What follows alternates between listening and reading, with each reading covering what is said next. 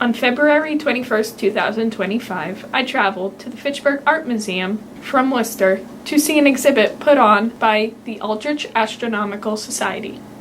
The AAS is the longest amateur astronomy club in the United States, founded in 1932. I interviewed the president, Jim Zebrowski, about the history of the club, which today is located in Paxton, Massachusetts. Aldrich Astronomical Society was invited here by the Fitchburg Art Museum to put on a display of astrophotography that a lot of our imagers, we have about 88 imagers that are participating in Aldrich Astronomical Society, are able to capture these wonderful images of the night sky like the Pleiades here. And it's really kind of gratifying to be able to share this with the public, and especially knowing this is school vacation week, to hopefully get a couple students in here and get them introduced to what's going on in the night sky and what they can observe and see in their own backyard. The Aldrich Astronomical Society was founded in 1932, named after Fred Davis Aldrich, a much beloved teacher in Worcester Academy. He basically taught there from 1890s through 1932. But his avocation was to go out and talk to people about enjoying the night sky and especially reaching out to youth. And he did that all through his life until his passing in 1932. And after that, all the people who appreciated him and backed him over the years said, hey, you know, we couldn't do better, but let's name an astronomy club after him. So that's where the name Aldrich Astronomical Society came from, naming it after this teacher, Fred Davis Aldrich. What are we exhibiting here today? The Aldrich Astronomical Society has a subgroup who do astrophotography. So a collection of folks who do astrophotography have brought together some of our best work to share with the community in Fitchburg at the Fitchburg Art Museum.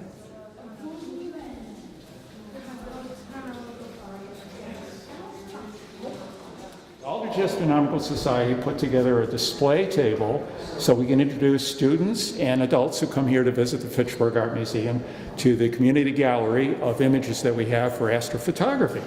So we thought we'd set up a series of handouts here, both in Spanish and English, basically describing what's visible in the night sky on this end of the table. Handouts, plus describing who we are and what we represent, talking about the upcoming lunar eclipse, which happens on March 13th and 14th. We'd have some cards, which we put out here, kind of describing what our organization is all about. This is my favorite part, and most kids have a favorite part with this, is looking through this for 3D views of astronauts, spacecraft, and objects in the solar system, the 3D viewers. So that is on this side of the table, and as we move to the middle side of the table, one of the ways we can describe how those images were taken is by a simple telescope called a C-star. C-star is a combination of optical telescope, software-driven microprocessor with software that drives a camera that's embedded in that little box that you see there. And it can find objects in the night sky by operating off a GPS off your cell phone. It generates its own Wi-Fi signal, and basically, when you log in to your cell phone or tablet, so I set up stargazing, and basically you will see how the images come across. And you can see this little circle going around. It's taking 4-second images and stacking them one on top of another, so you create this beautiful image of the nearby stellar nursery, the Orion Nebula. And that's about 1,400 light years away. But it's stacking 4-second images on top of one another, so you get some more detailed images of what the nebulosity looks like. Over on this side, if there were a lot of younger kids, basically, their first introduction is to take a tour of the astrophotography exhibit and then come back here after they check off using this checklist here of what they were seeing and maybe coming up with what their names for these objects would be. They'd come by, and if they were interested, they could take a look to kind of refresh their memory about nebulas and galaxies and use this type of paper here to use the chalk to create their own personal nebulas, their own personal stellar nurseries, and their own galaxies here, and portray it in themselves. Around 2 p.m., a group of elementary-aged children arrived and was led through the gallery by another member of the AAS, Dr. Marcia Wilcox.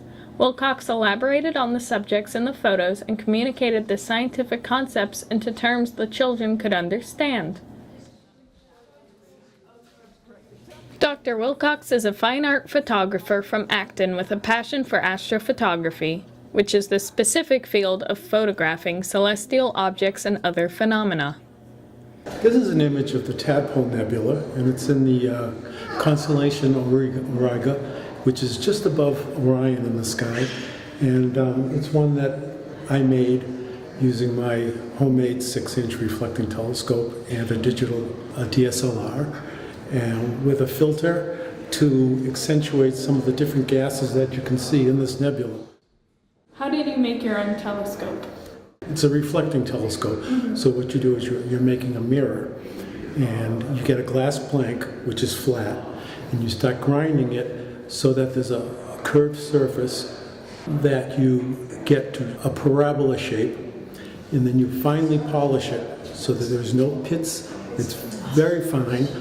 And then with mine, I silver coated it. I coated it with some silver, and it was very reflective. Then I mounted it into a tube that I constructed, and added a focuser so that I could attach my camera. And then from there, we put it on a mount that allows us to track the stars so that they stay in one place over a long period of time so that we can gather as much light as possible. Some objects are very faint, so you need to do this for many, many hours. As an example, there's another photo just 2 down from here. The fellow spent over 40 hours collecting light. This one, I used about 10 hours of light total, using three-minute exposures and then combining them. So where does that leave us? Why is it so important to take photographs of the night sky, let alone share them with a wider community? Dr. Wilcox put it best. I'm excited about this exhibit because it brings people to a place where they can take a look at things that are in space, most of which you can't see with the naked eye. I'm excited to show people those objects, and there's some art in the science, and science in the art. I enjoy bringing people through the wow, what is that? Wow, where is that? How did you do that? We talk about the telescopes. But the next question is, these things are so vast and so far away. For me and for others, it brings us to the sort of eternal questions of who am I? What am I doing in the universe? What's my place in the universe? Am I small and insignificant? Or am I privileged to be alive and see these things? So when we get past the art and the science to what does it mean to me, then I really feel like I've engaged with my audience. Thank you.